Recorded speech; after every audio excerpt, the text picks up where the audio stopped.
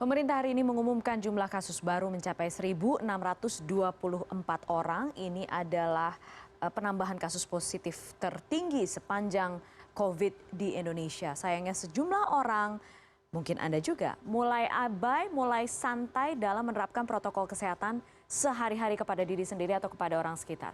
Kasus baru bertambah, sekarang masih mau abai. Ada beberapa faktanya nih kalau masih nggak percaya. Kita lihat ya, ini dia perkembangan kasus COVID-19 pada 5 hari terakhir. Jadi sejak 28 Juni, 29 Juni, 30 Juni, dan 1 Juli. Kita lihat 28 Juni ya, rata-rata penambahannya sekarang sudah 1.000 lebih. Jadi 28 Juni 1.198 ya, 29 Juni 1.082. Kemudian 30 Juni nambahnya 1.200, ini udah mulai naik nih, kemudian 1 Juli kemarin udah naik lagi 1.385. Saya kira ini akan menjadi rata-rata ya, paling tinggi 1.385. Tapi ternyata bertambah hari ini yang tertinggi sejak bulan Maret menjadi 1.624 orang yang dikonfirmasi positif oleh COVID-19. Ini jumlah penambahan kasus tertinggi dan sejauh ini pemerintah, tadi juru bicara percepatan penanganan COVID-19 mengatakan juga sudah melakukan tes yang masif dan sejauh ini pemerintah sudah melakukan tes terhadap 503.132 orang. Ini adalah jumlah orang yang sudah dites menggunakan swab ataupun tes secara molekuler. Jadi seperti ini ya, jadi angkanya ini nggak main-main, angkanya tidak dimanipulasi, penambahannya jumlahnya sudah rata-rata di atas 1.000. Oke, ini faktanya sekarang ada di sini di depan mata Anda dan Anda bisa melihatnya. Oke, kita lihat sekarang. Apalagi sayang sekali ternyata ketika semuanya sudah terbuka, semuanya sudah agak loose, semuanya santai, angkanya naik dan kerumunan masih terjadi, ya. Ini real dan kita tahu beberapa saat lalu viral. Ingat Car Free Day di Jakarta yang sempat viral, Bundaran HI sempat padat sekitar 2 minggu lalu. Kemudian pemerintah DKI Jakarta sudah menerapkan kebijakan, oke, Car Free Day tidak terpusat di Jalan Sudirman Tamrin tapi disebar nih. Kita sebar ke 32 kawasan. Bisa dilihat gambarnya, ke 32 kawasan ada 5 wilayah kota.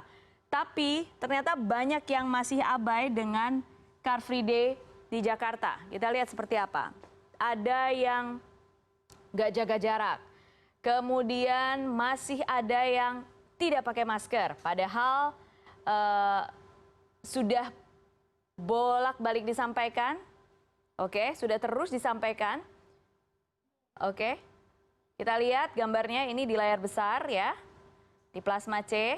Oke.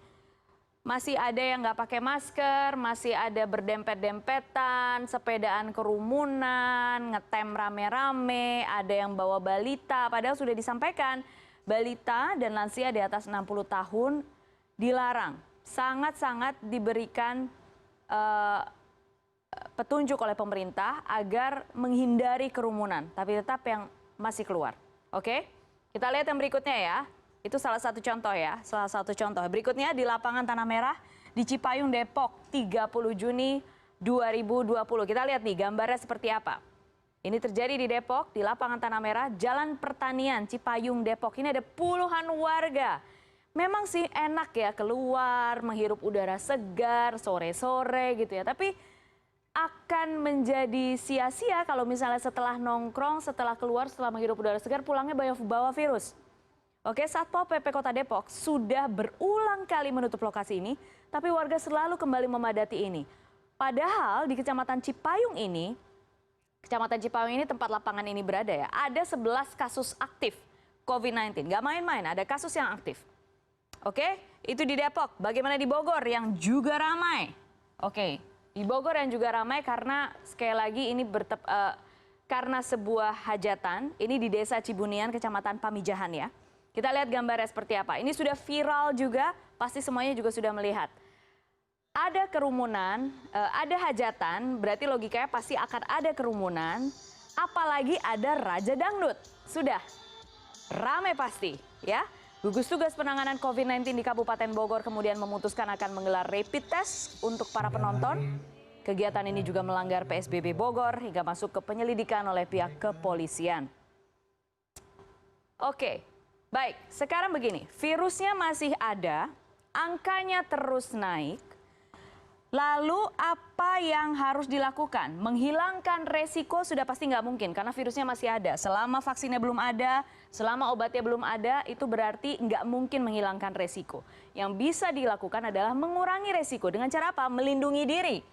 Tidak ada pilihan lain. Melindungi diri. Mulai dari diri sendiri dulu, kemudian menyebarkan pengaruh kepada orang-orang terdekat Anda ya. Karena paling tidak minimal diri sendiri dulu deh. Kalau diri sendiri udah nggak bawa virus, pasti nggak nyebar ke yang lain-lain. Bagaimana caranya? Misalnya face shield ya. Dari jurnal The Lancet, mereka sudah melakukan penelitian ya. Tanpa face shield itu ada perkiraan sekitar 16% penularan. Ya, virusnya bisa spread out, virusnya bisa keluar. Dengan face shield bisa ditekan menjadi hanya 5,5%. Ya, oke. Berikutnya. Menggunakan masker. Kalau nggak pakai masker, penularan bisa terjadi 17,4%. Kalau pakai masker bisa ditekan hingga 3,1%. Oke. Menjaga jarak ini ya, menjaga jarak kurang dari 1 meter, ada 12,8% kemungkinan untuk penularan, keluar virus. Kemudian kalau misalnya menjaga jarak 1 meter atau lebih, bisa ditekan hingga 2,6%. Sekali lagi ini angka kemudian sudah dilakukan penelitian oleh jurnal yang sahih, jurnal The Lancet. Angkanya naik, masih mau abai, masih mau santai?